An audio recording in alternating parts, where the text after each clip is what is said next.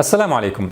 من بداية نقدنا للعلم الزائف كان هناك اعتراض يتكرر بكثرة، خلاصته: حطوا بالكم شغلة واحدة، أي حدا من هدول الشيوخ إذا عن جد أسقط نظرية التطور أو قسم من أقسام نظرية التطور، بمعنى آخر أسقط العلوم كلها اللي جاي معها، ليش ما يقدم ورقة البحث تبعه ويربح النوبل برايز، جائزة نوبل؟ ليش؟ Can anyone answer me؟ أنا حأنسر اليوم وأنسر اللي بيسألوا مثل سؤالك. إذن فحسب كلام هؤلاء، بمجرد ما أرسل بحثا علميا متينا مدعوما بالأدلة أسقط فيه نظرية التطور، فستتلقفه مجلات مثل نيتشر وساينس، وستأخذني لجنة النوبل برايز بالأحضان ويقولون لي: يا أخي جزاك الله خيرا، كنت فين عنا من زمان، أنقذتنا من الضلال وبينت لنا بطلان نظرية التطور، فنحن مكافأة لعملك الجليل سنمنحك جائزة نوبل. فكرة رائعة، لماذا لا أعملها بالفعل؟ قبل ما أغلب حالي وأخوض التجربة، تعالوا نرى معا قصة البحث المتعلق بوظائف اليد والمنشور في مجلة بلس 1 عام 2016، لنتدارس معا بعدها احتمالية حصولي على جائزة نوبل. فريق باحثين صينيين أجرى تجارب تفصيلية بين فيها مدى دقة عامل اليد وملائمتها للقيام بالنشاطات اليومية التي يحتاجها الإنسان. البحث حافل بالتجارب والرسومات التوضيحية والتحاليل والمعادلات، لكن الباحثين تجرؤوا وأعملوا عقولهم. تصور، لم يقفوا عند الحدود التي وضعتها المادية كما ذكرنا في الحلقة الماضية، والتي تمنع العقل من أن يستنتج الاستنتاج الواضح من الساينس، ألا وهو أن هذه الأيدي عظيمة التركيب لا بد لها من خالق خلقها عن إرادة لغايات محددة. فتجرأ الباحثون وكتبوا كلمة خالق creator 3 مرات في البحث. الفريق الصيني نعم، وسترون لماذا. في الموضع الأول كتبوا إن العلاقة الوظيفية الواضحة، يعني في اليد، تشير إلى أن الخاصية الميكانيكية الحيوية لهذا البنيان من الأوتار الضامة بين العضلات والمفاصل هي التصميم المناسب الذي وضعه الخالق، the proper design by the creator، كي تؤدي اليد وظائفها اليومية بشكل مريح. وفي الموضع الثاني كتبوا: لا شك أن التناسق في اليد يشير إلى سر إبداع الخالق، mystery of the creator's invention. كأن الباحثين ذهلوا لما رأوا هذه العظمة، وحق لهم أن يصابوا بالدهشة والذهول. افتح أخي كتاب تشريح وتصفح فيه فصل تشريح اليد، أو احضر فيديو عن التشريح. ونحن نتكلم هنا عن اليد من الرسغ فقط، لأنه كان موضوع بحث الفريق الصيني. اقرأ عن 27 عظمة في يدك، وتركيب العظام 8 في رسغك، والتي تمكن يدك من أنواع الحركات المختلفة. انظر لأنواع العضلات في هذه اليد. إبهامك مثلا كيف يحتاج ل4 عضلات حتى يقوم بحركاته ووظائفه المختلفة. تأمل الغضاريف التي تمنع احتكاك العظام ببعضها، ثم تأمل الأوتار والأربطة tendons and ligaments التي تربط بين العظام المختلفة وتربط بين العظام والعضلات لتسمح لليد بعمل الحركات المختلفة، كل منها في مكانه المناسب، متداخلة مع شبكة الأوعية الدموية والأعصاب. تأمل كيف أن اليد مربوطة بالساعد وعضلاته بشبكة من الأربطة، وتحس بهذا إذا قبضت أصابعك وبسطتها. هذه اليد المغطاة بالجلد هي عالم مذهل، كلما تعمقت فيه مليمترا واحدا تكتشف المزيد من الأربطة والعضلات والعظام والغضاريف والأعصاب والأوعية الدموية والصفيحات شيث والأنسجة الدهنية والدورة الليمفاوية وغيرها.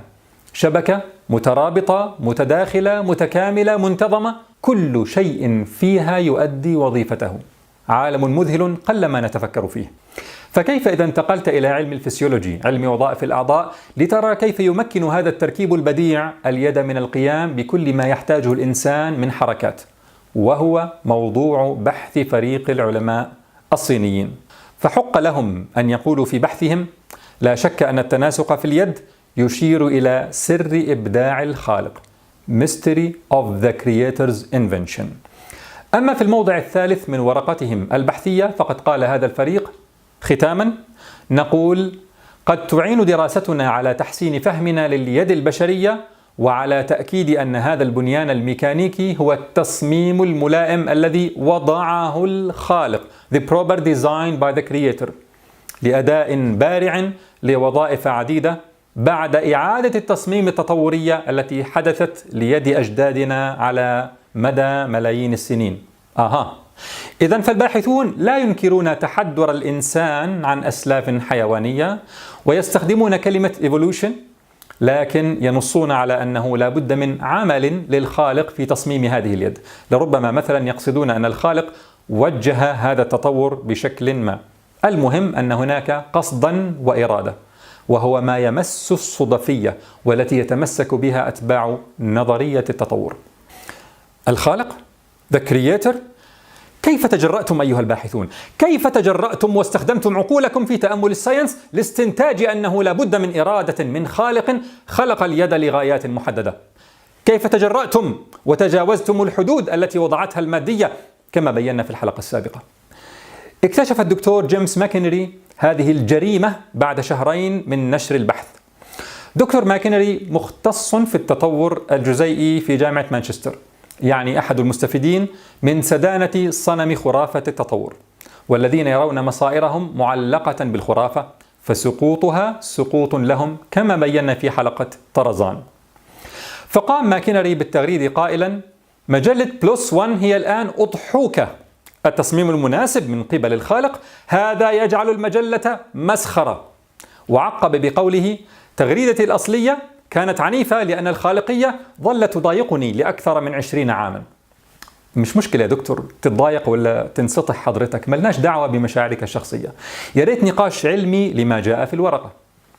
أبدا، لا نقاش علمي ولا فهم ولا تحليل، وإنما تعبير عن الانزعاج والاشمئزاز. وأطلق الدراونة واسما بعنوان Creator Gate، يعني فضيحة كلمة الخالق، على غرار فضيحة ووترغيت. وبدأ السجال تحت هذا الوسم، وانطلق كذلك وسم Hand of God، يعني يد الخالق. انطلقت محاكم التفتيش الداروينية ووضعت مئات التعليقات والتفاعلات على موقع المجلة الناشرة، مستنكرة ومستهزئة ومطالبة بسحب الورقة فورا. وطبعا دخل على الخط الفتوة بادي جارد الخرافة مجلة نيتشر، فأجرت نيتشر تحقيقا مع المؤلفين والمجلة ونشرته في اليوم التالي من بدء الزوبعة في مقال بعنوان ورقة تقول أن يد الإنسان صممت من قبل الخالق تشعل القلق، بحث خلقوي بوضوح يدفع إلى مراجعة النفس حول عملية تحرير ومراجعة الأوراق العلمية. يعني المشكلة الآن ليست في جريمة أن الباحثين استخدموا كلمة الخالق، بل كيف مرت هذه الكلمة على المحكمين الذين عليهم أن يراجعوا البحث، وكيف مرت على محرري المجلة مع أنها تشير إلى الخالقية بوضوح. كيف لم يكتشفوا جريمة استخدام كلمة الخالق؟ ضمن محكمة التفتيش قامت نيتشر بالاتصال بزيونغ العضو الرئيس في البحث العلمي وسألته كيف كتب كلمة الخالق، فقال: في الواقع نحن لسنا متحدثين أصليين للغة الإنجليزية، كما أننا فقدنا تماما دلالات بعض الكلمات مثل الخالق. أنا آسف جدا لذلك. يعني كأنه يقول: يا جماعة غلطة لغوية، وحياة التطور ما كان قصدي، أستغفر التطور الذي لا خالق إلا هو وأتوب إليه. تذكروا أن الباحثين كانوا معترفين بالتطور لكنهم أشركوا معه الخالق. وعلق أحد الدراونة بول مايرز قائلا: ليست هناك أخطاء في معلومات البحث حسب ما أرى، لكن المؤلفين عملوا قفزة مفاجئة في ملخص البحث وفي استنتاجاته، يعني بإشارتهم إلى خالق.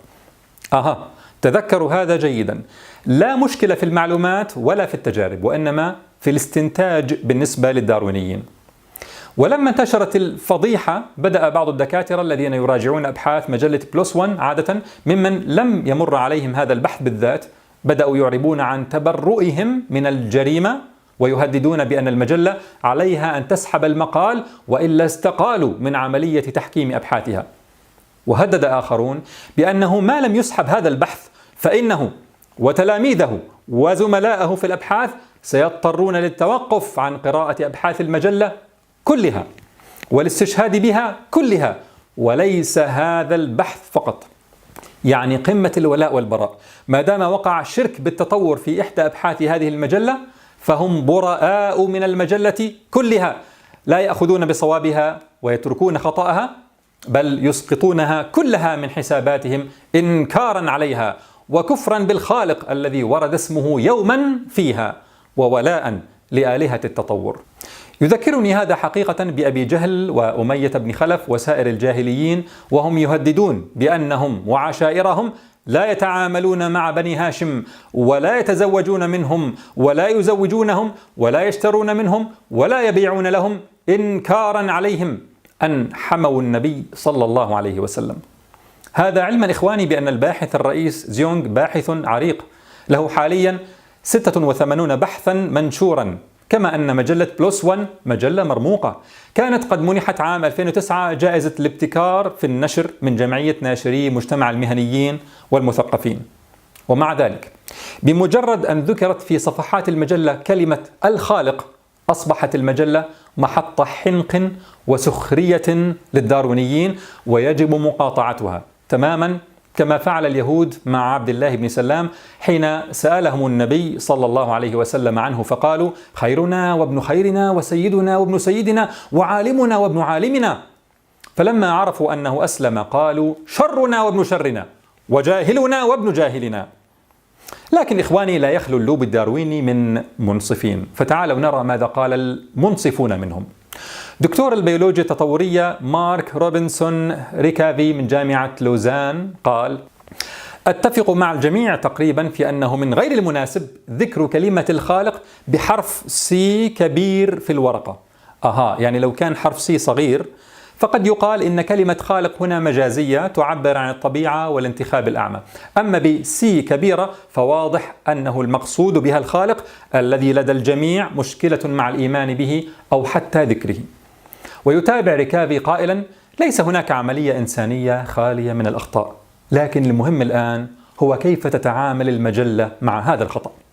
يعني كل بني التطور خطاؤون، وخير الخطائين التوابون من خطأ ذكر الخالق.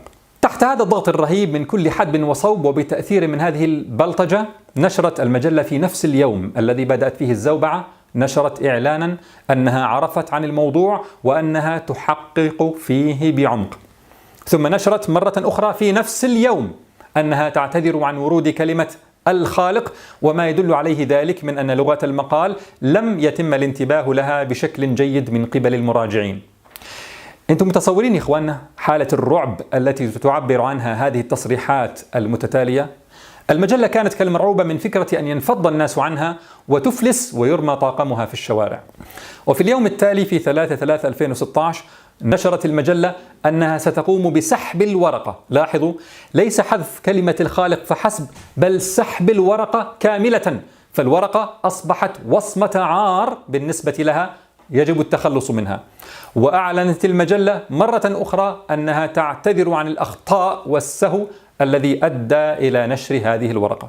طبعا بالنسبة للباحثين فإلغاء الورقة يعني تدمير جهودهم التي بذلوها وتحطيم مستقبلهم العلمي وحرمانهم من المنح للأبحاث في المستقبل، بل وقد يعني إفلاسهم ورميهم في الشارع لينظفوا أحذية المارة. وربما يحصل أكثر من ذلك كونهم في الصين وتلقوا دعمهم من مؤسسة صينية. فحاول الباحثون إقناع الجميع بأن المسألة غلطة لغوية لا أكثر، وأن الكلمة الصينية الأصلية إنما أخطأ المترجم ترجمتها، وإلا فهي كانت تعني nature الطبيعة. وقال رئيس فريق البحث: إنما كان قصدنا أن اليد صممت من قبل الطبيعة، يعني نتاج التطور. سنغير كلمة الخالق إلى الطبيعة في النسخة المعدلة. نعتذر عن أي إشكال تسبب فيه سوء فهم هذا. لقد أنفقنا شهورا في عمل التجارب وتحليلها وكتابة الورقة. نرجوكم، هل ممكن أن تقرأوا الورقة قبل أن تتخذوا قرارا؟ يعني يا ناس شوفوا التجارب والعلم الذي في الورقة قبل ما تعدموها لخطأ لغوي. لكن التحقيقات أشارت إلى أن المحرر الأكاديمي المذكور في الورقة رينزي هان كان سابقا قد عمل في الكنيسة الإنجيلية الصينية في مدينة أيوا، فخلاص ثبتت التهمة مثل محاكم أمن الدولة في البلاد العربية.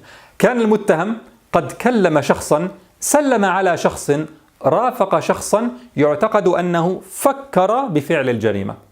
إذا دخلت الآن لترى البحث في موقع مجلة بلس ون فسترى في البداية ريتراكشن، سحب الورقة، وترى الاعتراف بأن ذكر كلمة الخالق مر على المحكمين. ومع أن المجلة تابت وحسنت توبتها تطوريا ولم تحذف كلمة الخالق فحسب، بل حذفت المقال كله إظهارا لولائها لعجل التطور المقدس وكفرها بالخالق، إلا أن الموضوع علق بسمعتها، بحيث إذا كتبت عنها في ويكيبيديا مثلا فسترى محفورا في سجلها عنوان Creator Gate، يعني فضيحة كلمة الخالق. ونزل معامل تأثير المجلة الإمباكت فاكتور من 4.4 4.4 عام 2010 إلى 2.8 تقريبا في عام 2018، وهو معامل يدل على عدد مرات الاستشهاد بأبحاثها. السؤال الملح والمهم جدا هنا: هل يا ترى أي من الذين هاجموا البحث والمجلة كانوا يناقشون بشكل علمي ليثبتوا أن تركيب اليد ووظائفها لا تحتاج إلى خالق يخلق عن علم وإرادة؟ هل نشر أي منهم طرحا علميا ليثبت به أن هذا كله يمكن أن يأتي بالصدفة والعشوائية والانتخاب الأعمى؟ بل هل عامتهم قرأوا البحث أصلا؟ لا طبعا، ليس هناك أي نقاش علمي لهذا الموضوع من زعران العلم هؤلاء، وإنما فقط استهزاء ومسخرة واشمئزاز. وإذا ذكر الله وحده اشمأزت قلوب الذين لا يؤمنون بالآخرة، وإذا ذكر الذين من دونه إذا هم يستبشرون. فقط سخرية وهجوم أن كيف تتجرؤون على ذكر كلمة الخالق. فكان الأحق أن تسمى القصة Idiot's Gate أو Ignorance Gate، فضيحة الجهلة، وليس Creator Gate. ليس هناك أي طرح علمي، وإنما بناء على مقدمة وكأنها مسلمة. لا يجوز أبدا أن تذكر الخالق، لا يجوز أبدا أن تشكك في آلهة الصدفية واللا قصدية والعبثية، لا يجوز أبدا أن تشكك في التطور. أجعل الآلهة إلها واحدة؟ إن هذا لشيء عجاب. طيب لماذا عجاب؟ ناقشونا علميا. وانطلق الملأ منهم أن امشوا واصبروا على آلهتكم، تعالوا آلهة التطور تنال بسوء، إن هذا لشيء يراد. هناك مؤامرة على الآلهة. بعد هذا كله يا كرام تعالوا نعيد السؤال الذي بدأنا به. حطوا بالكم شغلة واحدة: أي حدا من هدول الشيوخ إذا عن جد أسقط نظرية التطور أو قسم من أقسام نظرية التطور، بمعنى آخر أسقط العلوم كلها اللي جاي معها، ليش ما يقدم ورقة البحث تبعه ويربح النوبل برايز، جائزة نوبل؟ ليش؟ Can anyone answer me؟ قد تقول لكن المعترضين يطلبون منك أن تنشر ورقة تسقط نظرية التطور أو قسما من أقسامها، لا ورقة تذكر الخالق. كنا قد بينا يا كرام بالتفصيل أن نظرية التطور تعني ببساطة لا خلق، وأنها قد أفرغت من محتواها تماما وتساقطت أركانها تباعا، ومع ذلك يعيد أتباعها في كل مرة تعريفها ولا يبحثون عن تفسير إلا تحت مظلتها، لأن إقصاءها بالكلية يعني ببساطة الإقرار بالخلق. فنشر ورقة تصرح بإبطال التطور يعني ورقة تعترف بالخلق تماما. هناك باحثون من الدراونة أنفسهم شككوا في أركانها، شككوا في عشوائية التغيرات وعماية الانتخاب، وفي أبحاث منشورة لهم في نيتشر وغيرها. لكن الذي لا يمكن أن يمس عندهم شيء واحد: القول بالصدفية وأن لا خالق. إذا متفق معنا على هذا المقدار فتعال انقد النظرية وأعد تعريفها واقترح شكلا آخر من أشكالها وانشر زي ما أنت عاوز. المهم أن تكتب في النهاية evolution، تطور، لأنها الكلمة التي تعني لا خلق ولا غاية ولا حكمة، بل صدفية محضة. طيب مدام شككتم حتى في العشوائية فلا بد من إرادة. مش مشكلة، قد يكون مايكروبيال انتليجنس، ذكاء ميكروبي، ذكاء خلوي، البكتيريا تختار، البكتيريا تقرر، الفيروسات ذكية. انسب الإرادة إلى أي شيء، لكن إياك أن تذكر الخالق. الأخ أحمد إبراهيم المتخصص في الصيدلة كتب ورقة علمية تثبت في ثناياها وجود قصد وإرادة في وجود الكائنات، مستخدما عبارة conscious intervention، يعني تدخل واعي، دون التصريح بإسقاط نظرية التطور ولا التصريح بوجود خالق. وأرسلها لإحدى المجلات العلمية، فرفضها المراجع لها الدكتور جيمس ماكينري، وغرد على حسابه على تويتر قائلا: أرسلت لي ورقة لمراجعتها هذا الويكند، ورقة غريبة بعض الشيء، ثم اكتشفت أنها خلقوية تتحدث عن تدخل واع، تبدو علمية لكنها مشوشة عند التدقيق. بوجود مجلات زائفة فإن علينا أن نتوقع نشر الكثير من الأوراق الخلقوية في المستقبل. حاول الأخ أحمد مناقشته على تويتر فما كان منه إلا أن قام بحظره. ولاحظوا يا كرام، هؤلاء يقولون وجود خالق هو شيء خارج عن عالم الطبيعة، سوبرناتشورال، ميتافيزيقي، ميتافيزيكال، غير قابل للاختبار، انتستبل، ويدعون أنهم يرفضونه لهذا السبب، كأن التطور الصدفي هو فكرة من عالم الطبيعة وقابلة للاختبار، كأن تكون خلية بالصدفة ثم تطورها لكل أشكال الكائنات الحية بالصدفة هو شيء مشهود في الطبيعة وينجح أمام الاختبار. وقد بينا في الحلقة الماضية فساد حصر العلم بعالم الطبيعة، وأن وجود الخالق هو ما يدل عليه العقل، وأن رفض دلالات العقل يعني إسقاط الساينس نفسه، بينما تخاريف العلم الزائف لا يدل عليها عقل ولا علم. طبعا نحن نؤكد يا كرام على أن هذه المجلات العالمية تحتوي في المقابل على علم نافع نستفيد منه، بل المتابع لرحلة اليقين يعلم أننا نستشهد بأبحاث من نيتشر وساينس وغيرهما من كبريات المجلات. نعرض هذه الأبحاث أمام من لم يضعوا عقولهم في سجن المادية لتدلهم على الخالق، بغض النظر هل دلت هذه الأبحاث أصحابها عليه أم لا. نستدل بالاكتشافات والمعلومات والتجارب في نيتشر وغيرها. أما الاستنتاجات التي تحتاج عقلا فلا يمنعنا منها اتباع هوى ولا العقد النفسية الموجودة عند أعداء الخالق، فنأخذ الصواب وندع الخطأ. أما المنهزمون نفسيا فيريدون منا أن نأخذ ما لدى الغرب كباكج واحدة، ويقولون: كيف تستشهد بأوراق نيتشر وساينس لإسقاط التطور والباحثون أنفسهم يؤمنون بالتطور؟ كأن هؤلاء يعملون بقول الشاعر التركي العلماني ضياء ألب إذ قال: نريد أن نقتبس كل ما لدى الغرب حتى الجراثيم التي في بطونهم. فنقول لهؤلاء: لا شكرا، خلوا الجراثيم والأوساخ الفكرية لكم، أما نحن فعندنا عقول أكرمنا الله بها.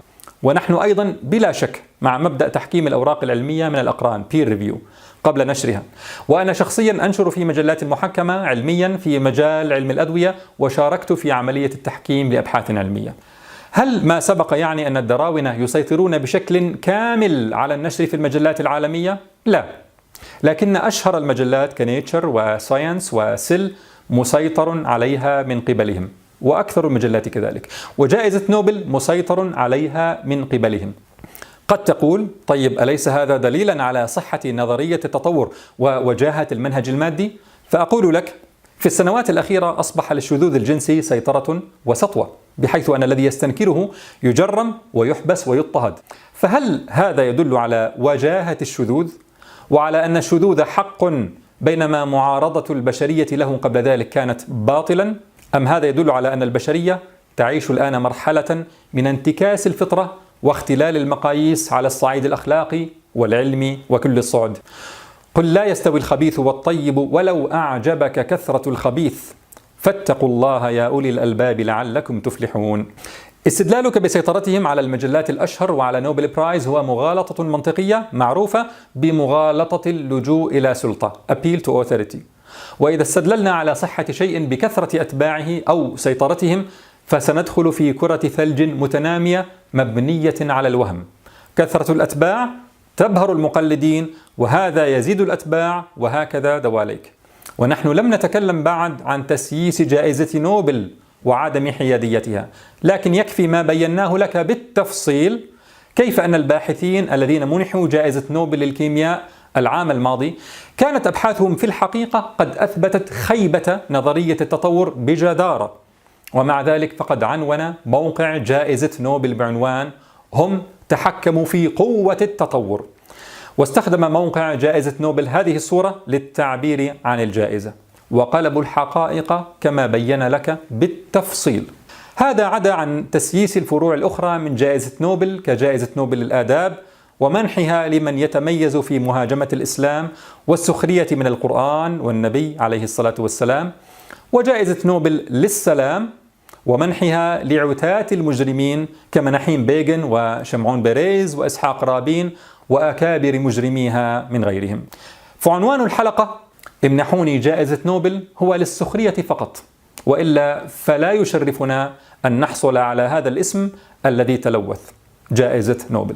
مرة أخرى، لا شك في المقابل أن كثيرا ممن حازوا على جائزة نوبل للعلوم أسهموا إسهامات حقيقية، لكن الحصول على هذه الجائزة ليس معيار صحة. وما أحسن ما قاله الدكتور حسام أبو البخاري فرج الله عنه إذ قال: إن أخطر وأعظم ما حدث للعقل المسلم في القرنين الماضيين هو أنه أصبح ينظر لنفسه وللمسلمين من حوله من خلال نظرة أعدائه له ولدينه. عندنا الآن جموع من أبناء المسلمين تقيم كل شيء بمعايير أعدائها، ولا تقبل بصحة شيء إلا إذا أخذ الختم منهم. تصور لو قيل للمسلمين في بداية دعوتهم: بدل أن تخاطبوا البسطاء من الناس، اذهبوا واطلبوا من صناديد قريش أن يسمحوا لكم باعتلاء الكعبة لتخطبوا أمام الجميع وتثبتوا لهم بالأدلة تفاهة اللات والعزى وتدعوهم إلى عبادة الله. افعلوا ذلك وإلا فدعوتكم غير مقنعة. فالذين يقولون انشر بحثا يسقط نظرية التطور، يعني ما فيش أي بحث منشور في هذا المجال، أليس كذلك؟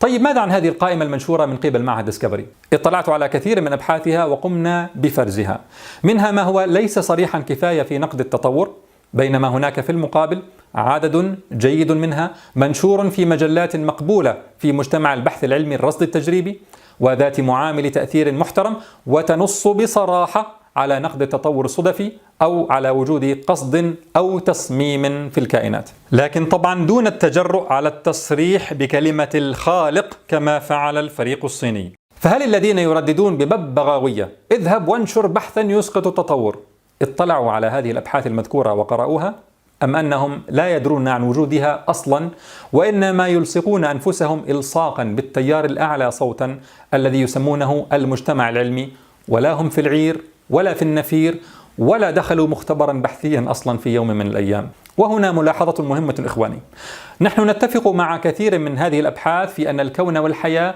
لم يأتيا بالصدفة، لكننا لا نقلدهم في مصطلح التصميم الذكي Intelligent Design.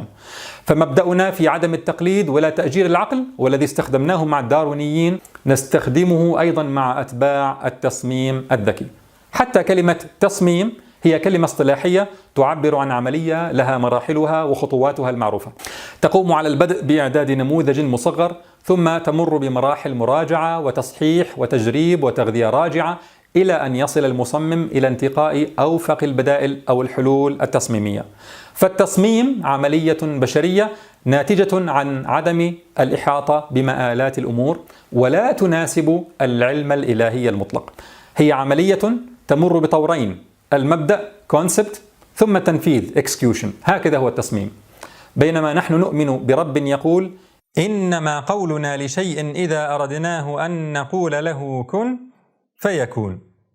والكون والحياة دالان لا على تصميم ذكي، بل على خالق فاعل عليم قدير حكيم. فنحن نأخذ بالمعلومات النافعة لأنصار التصميم الذكي، لكننا لا نقلدهم ولا حتى في مصطلحاتهم، ومنهجنا مع الجميع الذين يستمعون القول فيتبعون أحسنه.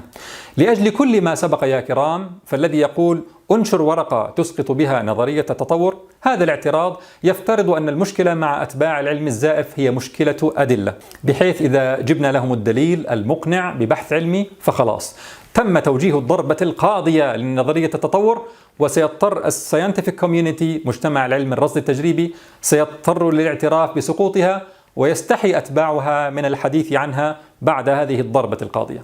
ما فعلناه في هذه الحلقات هو أننا بينا لكم كيف أن كل الحقائق العلمية في الكون تدل العاقل على الخالق وصفاته، لكن المكابرين ينكرون هذه الدلالة، بل ومنهم من يستخدم هذه الحقائق نفسها ليستدلوا بها على العبثية والصدفية.